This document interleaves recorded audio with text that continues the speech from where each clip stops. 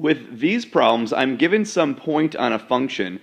This time, though, I have no idea what the function is, but it turns out it doesn't really matter. Since I know the effect that these values will have on my graph according to transformations, I don't need to know what the actual function is. So here's how it's going to work. Let's go ahead and figure out where a point on the graph of f of x plus 6 is located. Well, as we've done before, let's describe what these numbers are going to do. Since this plus 6 is located outside of the bars, this will shift the graph up 6 spaces. So specifically, what that's going to mean for this coordinate is if I start with negative 3, 5, a vertical motion always affects the x, or the y value, excuse me. So all I'm doing is adding 6 to the y value. My new coordinate is going to be at the point negative 3, 11. It's that easy to do these problems, okay? So next up, I've got a minus 1 inside of the bars. Well, remember, this is a horizontal shift, and it does the opposite of what it says. So really, rather than moving backwards 1, I'm going to be moving to the right 1. As specifically what this means for my coordinate, I begin at negative 3, 5. And now I'll be adding 1 to the x because I'm moving horizontally. That affects the x value. And remember, it does the opposite of what it says. So my new coordinate here will be negative 2, 5. Getting the hang of it? Next up, or on this screen at least, I've got 2 transformations to look at. This is going to move the graph in the opposite direction horizontally of what I think. So this will actually move the graph left 2. I'll subtract 2 from the x value.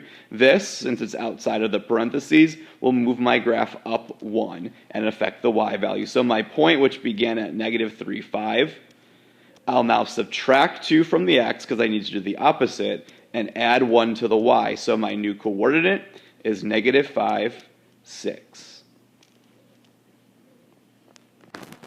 When I'm dealing with a table of values and not just a single point, all I need to remember is that my transformations affects all points the same way. So really, this is the same thing we just did, except with 3 points to deal with instead of 1 point. So let's take a look at these. Once again, I want to notice where that number is located. It's outside of the parentheses, and because it's a multiplier, this must be a stretch or compression. Since it's outside, it will be vertical. And the multiplier will do what it says, and it's going to vertically stretch this by a factor of 2. What that means mathematically is I'm going to be multiplying all my y values by 2, just the y values, because it's a vertical stretch in this case. So if I made my new table, I guess I'll just do it right here. My x values will remain unchanged, so 1, 2, and 3, but my y values have now been multiplied by 2. So, well, 0 would stay 0, but then negative 2 and 12, and this would have the effect of stretching the graph 2 times as tall.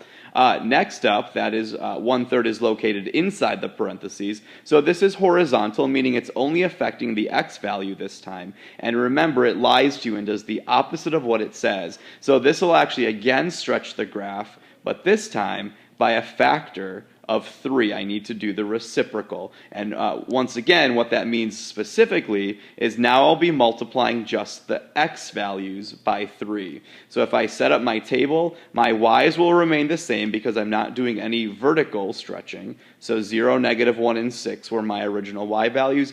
But now multiply each x value by 3. So my new x coordinates will be 3, 6, and 9.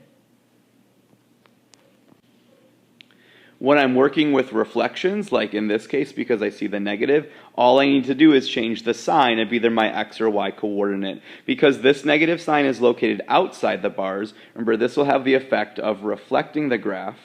Oops, really bad writing right there. But reflecting the graph over the x-axis. And specifically what that means is I'll change the y sign. If you need to see why that works, you can kind of make a quick sketch and see what's going on. If I imagine the point 8, negative 1, that's what they gave me this time, the point 8, negative 1 would be located somewhere down here. And if I reflect over the x-axis, that point would be located up here. Which would just be 8, positive 1. So it may seem counterintuitive, but it makes sense if you stop and think about it for a second. My new coordinate would have a different y value to reflect over the x-axis. Okay? Over here, I'm going to be reflecting over the y-axis because the negative is located inside the bars. So reflect over the y-axis. And specifically what that's going to mean is to change the x value for the opposite reason of what we just talked about. And again, you can sketch it if you want to see why that works.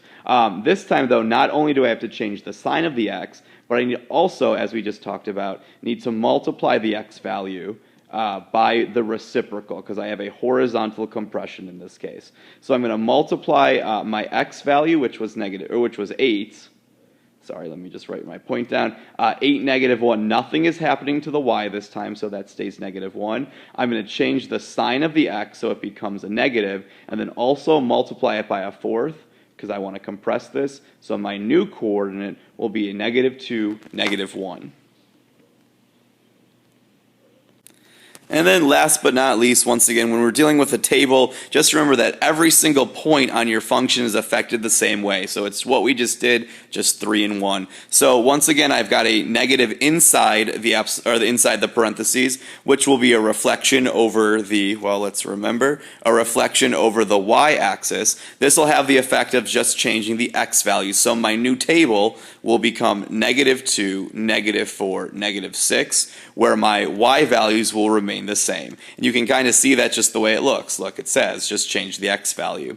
The next one then, or my last one, I've got the negative sign outside, so I'll change the value of the y's to do this because I'll be reflecting over the x-axis. I also need to notice that I've got that multiplier of 2, so I need to multiply everything. I mean, you can just kind of see it too. Multiply all the y's by -2, so change the signs and multiply the y's by -2. So in my table, my x values are remaining untouched this time, so they'd stay 2, 4, and 6. But my y values, if I multiply all of them by -2, I get a +2, a -10, and a -4. So my graph has been reflected over the x-axis and vertically stretched by a factor of 2.